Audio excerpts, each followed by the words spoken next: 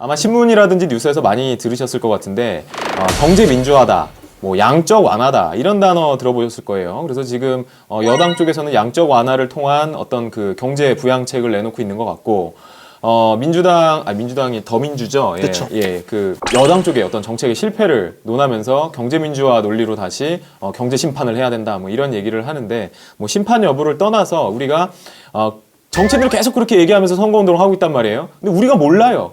양적 완화가 뭔지, 경제 민주화가 정확히 뭔데 경제 민주화를 이룩해야 됩니다라고 얘기를 했는지. 예전에 박근혜 대통령도 당선될 때 아마 경제 민주화 그거를 썼던 걸로 알고 있는데. 다 썼었죠. 지난 선거 때는. 지금 이 부분에 대해서 조금 쉽게 기자님이 좀 이렇게 설명을 좀 해주실 필요가 있을 것 같아요. 뭐 양적 완화가 뭔지, 경제 민주화가 뭔지. 자, 이걸 쉽게 설명을 하려고 들면 더 어려워서 그냥 일단 사전적인 의미를 먼저 살펴보면 양적 완화 같은 경우에는 기준금리가 거의 제로에 가까운 상황에서 금리를 더 낮추기 어려울 때 이례적으로 이제 금리를 낮춰가지고 보통은 뭐 조정을 하는데 금리를 더 낮출 수 없을 만큼 금리가 낮을 경우에 금리를 더 내릴 수 없는 상황에서 돈을 좀 푸는 돈을 공급해서 경제를 좀 활성화시키는 게 돈을 새로 찍어낸다는 의미가 되겠네요. 그렇죠. 시중은행에 돈을 좀 풀어서 그 돈이 좀 더 시중에 돌게끔 하는 게 양적 완화고 경제민주화는 좀 약간 이율배반적인 단어가 섞여 있긴 한데 경제 자체가 민주가 될 수가 없는 것이기 때문에 내 돈을 왜 남들이 다 같이 써? 뭐 이런 개념이잖아요. 약간 정치적 개념이 좀 섞여 있다고 보시면 될 것 같고요. 왜냐면 이제 좀 더 그 경제적으로 좀 못 살거나 좀 힘든 쪽 사람들을 도와주면서 어떻게 같이 동반 성장할 수 있게끔 하자 그런 의미가 담겨 있는 게 경제 민주화라고 보시면 될 것 같아요. 그러니까 여러분들 그 양적 완화는 기자님 설명해 주셨지만 금리를 내려가지고 돈을 많이 풀기 어려운 때, 즉 금리를 내려버리면 사람들이 은행에다 저축을 안 할 거잖아요. 그러니까 시중에 돈이 있겠죠. 금리를 인상을 해버리면 이자를 받아먹기 위해서 은행에다 예금을 많이 해서 돈이 묶여버릴 거고요. 그죠? 그런데 금리를 낮춰선 더 이상 금리가 완전 너무 바닥이니까 돈을 풀 수 없는 와중에 한국은행에서 이제 돈을 찍어내는 방식으로 그냥 가는 방향이 아마 양적 완화인 것 같아요. 그리고 경제 민주화는 지금 뭐 재벌이라든지 뭐 부자는 계속 부자가 되는 이런 현상 속에서 엄청난 부자들만 계속 부자로 남아있는, 그래서 부가 완전 한쪽으로 완전 그 쏠림 현상이 있는 거죠. 그거를 정치로 비유하자면 약간 독재에 관련된 거잖아요. 모든 권력이 다 한쪽으로 되어 있으니까. 그래서 그거를 좀 푼다라는 개념으로 민주화라는 단어를 쓴 것 같습니다. 그래서 저도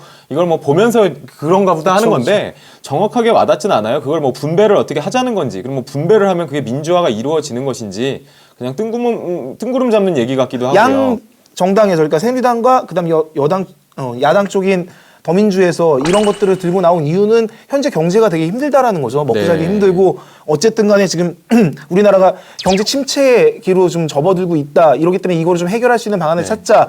이건 선거가 끝난다 하더라도 우리가 풀어야 될 숙제니까 이 둘 중에 어떤 거 하나가 맞는지 틀리는지, 또는 둘 다 틀릴 수도 있고 맞을 수도 있겠죠. 그래서 그거에 대해서 한번 논해보자라는 게 오늘 이 주제로 잡은 이유라고 보시면 될 것 같아요. 변호사님은 어떻게 생각하세요? 일단 양적 완화가 그런 의미라면 그런 걸로 과연 경기가 부양이 될 것인가, 그냥 우리가 평범하게 생각을 해봤을 때 시중에 돈이 많아지면 그 돈이 도니까 당연히 사람들이 그 돈 갖고 뭘 먹고 쓰고 산다고 생각을 할 거잖아요. 근데 어떻게 생각하세요? 그거 뭔가 함정이 있는 것 같은데? 제 생각에는. 공짜는 아닐 거 아니에요? 그렇죠. 그 돈을 풀면 내가 그냥 갖다가 쓰면 돼? 뭐 이자 내라 그럴 거 아니에요? 네, 그렇죠. 그러니까 빌려가라 그러고 이자 달라 그러고 하겠죠. 사실상 돈을 푼다고 하지만, 정치인들이 돈을 푼다고 하지만 그 돈을 빌릴 수 있는 사람들은 사실 한정돼 있을 거거든요. 그냥 신용이 낮은 사람한테 빌려줄 리가 없고요. 그것도 저리로. 그러니까 결국은 너네들이 돈을 빌려서 너네 마음껏 써. 쾌락이든 뭐든 즐겁게 살아. 그리고 나서 나한테 더 많은 돈을 갚을 생각만 해. 라는 개념이 있잖아요. 왜? 공짜는 없으니까.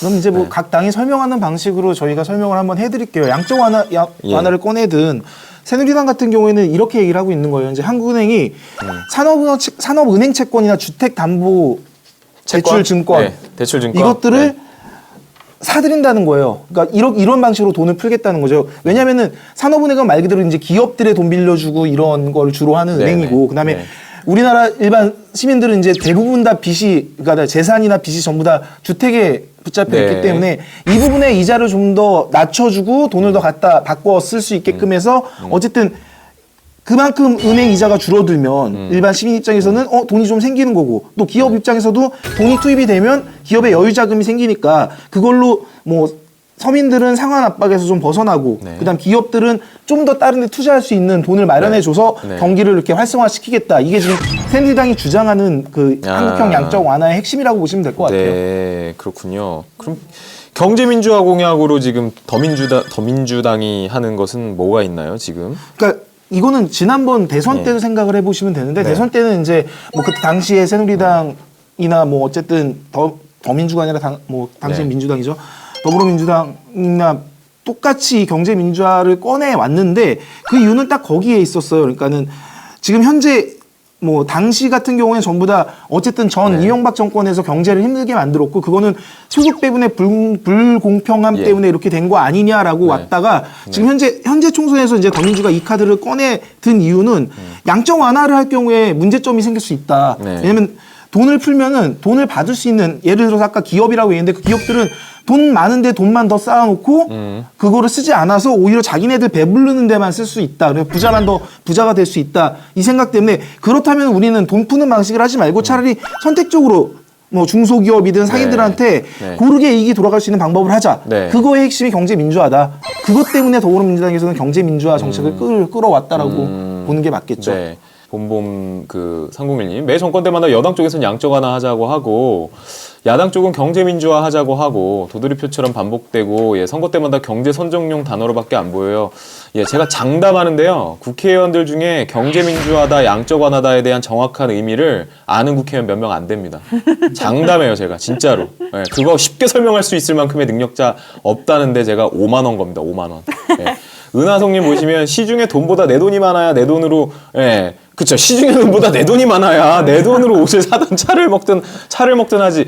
그 저액은 아니다. 월급이 올라야지 최저임금 상승이 더 좋을 듯해요. 라고 말씀해 주셨는데요. 되게 피부에 와닿죠? 그러니까 그러면 뭐 누구는 그래요. 기업들이 그러면 투자를 더 안 하게 될 거고 위축이 돼가지고 뭐 경제가 망하고 산업이 망할 거다. 계속 그런 얘기만 하지 한 번도 그렇게 해본 적은 없잖아요. 지금까지 계속 망해왔는데 그렇게 한번 해보면 안 되나? 채팅창에서의 의견들을 많이 읽어드리고 있는데요. 왜냐하면 우리가 너무 어려운 주제를 택했어. 맞아. 양적 완화, 경제 민주화, 정치인도 모르는 것들을 우리가 선택을 했는데요. 근데 이거는 좀 그 채택한 이유는 뭐냐면요. 여기에 정답을 찾고자 하는 게 아니라 여러분들한테 한 번쯤 환기를 시킬 필요가 있다. 우리가 신문이라든지 이런 데 아젠다로 많이 나오지만 그 아젠다가 과연 우리 생활 속에 무엇과 관련이 되어 있는 것인지, 도대체 정치인들이 왜 자꾸 경제 민주화니 양적 완화니 얘기하면서 우리를 호도하는 것인지, 그런 것들에 대해서 다시 한번 생각해 볼 필요가 있다. 검색을 해볼 필요가 있다. 이런 취지에서 주제를 해놓은 거거든요. 은송님이신가 올리셨는데 뭐 기업 뭐 사내 유보금이 뭐 700조 원이요? 은하송님. 예. 10대 기업 사내유보금 700조 원, 후덜덜. 그렇죠. 사내유보금만 풀어도 그게 어디냐. 뭐 아무 이유 없이 풀 이유가 없겠죠. 기업들은 예. 뭐 돈이 되는 곳에 그렇죠. 투자를 할 테니까. 처음부터 그만큼 뭐 공공성을 갖는 애들은 아니니까요. 그렇죠. 예. 뭐 그럴 만한 곳이 네. 없으니까 그런 거겠죠. 네. 그걸 뭐. 그러니까 그 부분이 네. 경제 민주화 핵심인 것 같아요. 그러니까 네. 지금 경제 민주화를 하자라고 얘기하는 그러니까 네. 뭐 야당 쪽 네. 얘기, 그 범민주 쪽 네. 얘기를 네. 조금 비판을 해보자면 이게 핵심이 좀 이상한 쪽으로 치우치고 있는 건 사실이에요. 네. 예를 들면 경제 민주화의 목표 자체는 일단은 성장하면서 복지도 이루자라는 게 기본 목표긴 한데 웬만해서는 그러니까 중점적으로 아까 경제를 민주화시키겠다는 얘기는 모두 다 잘 살게끔 하자는 얘기가 그렇게 가는 건데 이 방향 하나가 글로 가고 있는 거죠. 우리나라에서 뭐냐면 재벌로 가는 거예요. 그러니까 이 경제 민주화를 하는 데 있어서 먼저 계약해야 될 대상을 일단은 기업을 보고 있는 거죠. 그래서 사내유보금이 700조인데 왜 돈을 안 푸냐는 그런 얘기도 네. 나오는 거고. 그러니까 재벌 문제에만 또 집중이 되니까 이 부분에 대해서도 그렇게 설득력이 갖지 않는 이유가 되는 것도 있는 거죠. 요즘 스타트업 이런 것들도 많이 네. 얘기가 다 나오는 네. 것 같아요. 워낙 네. 직장 생활이 힘들고 하니까. 예. 근데 그런 것들도 그냥 막 한다기보다 뭐 물고기 잡는 법을 가르쳐 줘야지. 네. 그냥 뭐 돈만 푼다고 해서 사실 될 문제는 아닌 것 같아요. 네. 왜 계속 양적 양화 얘기를 여당 쪽에서 꺼내느냐에 대해서 한번 그 포인트를 보면은 일단 최근 지금 대한민국 경제를 움직이는 방법 중에 가장 쉬웠던 게 원래 계속 양적 그러니까 양화는 해왔던 거예요. 어떤 방법으로 그냥 돈을 푸는 게 아니라 금리를 낮추는 방법으로 했죠. 네. 예를 들면 옛날에 3.5%였던 금리를 점점 낮춰서 지금 뭐 1.5%대까지 떨어뜨리면서 그러니까 이자가 싸니까 아까 변호사님이 말씀하셨듯이 돈을 은행에 가둬두는 게 아니라 밖에 이렇게 돌리면서 네. 쓰게끔 해서 경제를 좀 활성화시키자 했는데 결국에는 그 한계점에 왔다는 거죠. 더 이상 낮출 수 있는 금리가 안 되니까 그럼 우리가 할 수 있는 방법은 뭘까? 그럼 돈을 풀면 되지 않겠냐? 그럼 자연스럽게 돈의 가치가 네. 떨어지면서 네, 많은 사람들이 또, 돈을 쉽게 얻을 수 있게 된다. 그래서 이런 것들을 했던 게 미국, 일본, 유럽이 이런 거를 미리 앞에서 했었어요. 근데 현재로서는 이게 성공적이다 아니면은 실패했다 이런 얘기를 섣불리 진단할 수는 없지만 뭐 지금 한국형 양적 양화는 여기에서 조금 더 발전한 부분이 있긴 해요. 왜냐면 어느 부분은 꼭 찍었거든요. 그러니까 단순히 돈을 푸는 게 아니라 아까 얘기했듯이 기업과 그러니까 대출 자금으로 나가 있는 그 담보 대출 나가 있는 쪽에다가 풀겠다라고 어떤 하나의 방향성을 만들기는 했어요. 그래서 그걸 통해서 어쨌든 간에 서민도 윈하고 기업도 윈하는 방식으로 하자. 그다음에 반대로 경제민주화 쪽은 자유로운 경제활동을 보장해서 지금까지 왔는데 빈부격차가 확 커졌잖아요. 잘 사는 사람 너무 잘 살고 못 사는 사람 못 살고 있어요. 그러니까 돈을 푸는 방법을 하지 말고 차라리 못 사는 사람을 도와주자. 그럼 주택 문제로 따졌을 때 아까 돈을 풀어서 주택 그 담보대출 이율을 낮추는 방향의 양적 완화를 여당 쪽에서 주장을 했다면은 반대로 야당 쪽에서는 아니 그러면 우리 임대주택을 늘려주자. 아니 주택을 싼 거를 많이 공급해줘가지고 아이로 돈 빌릴 필요 없이 모든 국민들이 공평하게 싼 값으로 집을 가질 수 있으면은 이 문제가 해결되는 거 아니냐? 그럼 집값에 돈 안 들어가는 걸 다른 데서 쓰게 되고 그렇게 되면 경제가 활성화되는 거 아니냐? 그래서 어쨌든 둘 다 초점은 경제 활성화시키자. 그래서 서로 잘 살게 하자. 이 안에 목표가 있다고 보면 될 것 같아요. 양적 완화를 할 경우에 부작용과 경제 민주화를 할 경우에 부작용으로 뭐가 발생할 수 있을까요? 라고 채팅창에 올려주셨어요. 양적 완화를 하게 되면요. 가장 우려해야 될 건 뭐냐면 인플레이션이죠. 그쵸. 옛날에 돈으로 그 벽지를 발랐던 나라가 있어요. 그리고 뭐 음료수 하나 사 먹으려고 그러면 박스에다가 돈을 가져가야 될 정도로 그러니까 음료수 하나에 뭐 100억 뭐 이렇게 한 나라가 있죠. 돈이 너무 흔한 거예요. 무슨 종이 뭐 부루마블 돈 같이 그렇게 되는 경우가 있어서 그게 가장 좀 문제고요. 쉽게 해서 물가가 확 상승해 버리는. 그렇죠. 그러니까 시중에 돈이 많으니까 지금 우리가 수요와 공급의 법칙에 의해서 무조건 물가 변동이 일어나는 것은 아니고 분명히 그런 양적 완화라는 그런 정책 때문에 돈이 계속 시중에 많아지니까 물가가 높아지는 걸 거거든요. 과거에 우리 짜장면 뭐 몇백 원 하던 시절부터 지금 뭐 몇천 원 올라갈 때까지 과연 그게 꼭 수요 공급이 뭐 공급은 없는데 수요가 많아서 올라갔다? 아니잖아요. 그렇죠? 물가가 왜 올라겠어요? 여러 가지 그런 인플레이션 요소가 있는데 그런 걸 좀 우려해야 되는 것 같고요. 경제민주화의 정의가 뭐냐에 따라서 그거는 부작용이 있을 수도 있고 없을 수도 있겠죠. 쉽게 얘기해서 뭐 공공임대주택을 늘리려면 그 주택을 만들 돈이 필요하거든요. 그럼 그 돈을 어디서 마련하느냐? 이 부분이 나오는 거예요. 그게 계속 꽂히는 게 재벌들 돈을 풀게 하라. 또는 돈 많은 사람들한테 더 많은 세금을 걷자. 이런 식으로 해서 어쨌든 정부가 적극적으로 개입해서 돈 많은 사람의 돈을 뺏어다가 합법적으로 뺏어다가 좀 못 사는 사람들 못 산다고 얘기하면 안 되겠죠. 일반 서민들한테 그 돈을 뭐 혜택이 갈 수 있도록 현물로 풀자 이거죠. 그러니까 돈으로 주는 게 아니라 어떤 뭐 집이라든가 또는 뭐 어떤 물건이라든가 아니면 일자리든가 이런 걸로 주자. 이게 경제 민주화인데 아직 그 정확하게 결국 따지면 지난주에 얘기했듯이 세원 마련에 대한 세금 얘기 나오셨는데 세원 마련에 대한 대책 없이 경제 민주화를 하자 그러니까 지금 문제가 생기는 거죠. 그 경제 민주화라는 것 자체가 못 사는 사람도 잘 살게 만들자 꼭 이것만은 아닌 것 같아요. 그러니까 부의 편중을 뭔가 완화시키자라는 취지기는 한데 경제 민주화라는 거에 대한 정의가 제대로 없어요.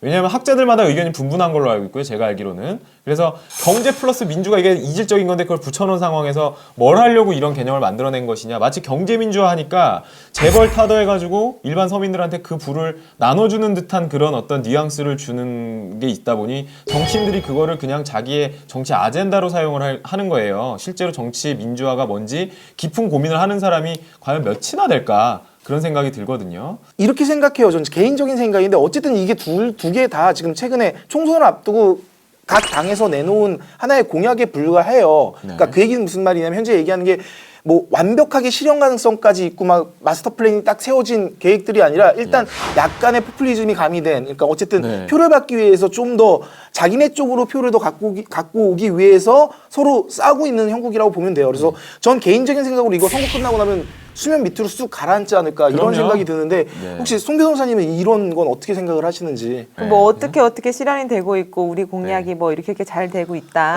이런 것들에 대해서 뭐 저희가 뭐 알 수 있는 그런 것들이 딱 없기 때문에 공약은 사실 어떤 그때 말씀은 뭐 정체성 같은 거를 자기 이렇게 표상하는 거지 구체적인 게 아니고 사실 그리고 정책이라는 게 혼자서 할 수 있는 것도 아니고 국회의원이 자기가 원하는 정책이 있다고 하더라도 거기서 자기가 뭐 과반이 얻어야 되든 뭐가 얻어야 되든 돼야 될 거 아니에요. 네. 그러니까 그거를 뭐 시전이 됐다 안 됐다 이런 거를 무조건 뭐 두 개의 장점들이 있거든요. 네. 잘 보면 장점들이 있는데 그 장점을 좀 잘 합쳐서 서로 여야가 합의해서 선거 끝나고 나면 장점들만 합쳐가지고 좀 똘똘 뭉쳐가지고 괜찮은 법안 만들어서 네. 좀 어쨌든 현재 경제가 힘드니까 그 경제 서민들이 힘든 거 그다음에 기업하기 힘든 거 이런 것들을 다 풀어낼 수 있는 그런 어떤 대안을 좀 마련하는 네. 그런 거에 하나의 기초 단계가 됐으면 좋겠다는 생각이 들어요. 예.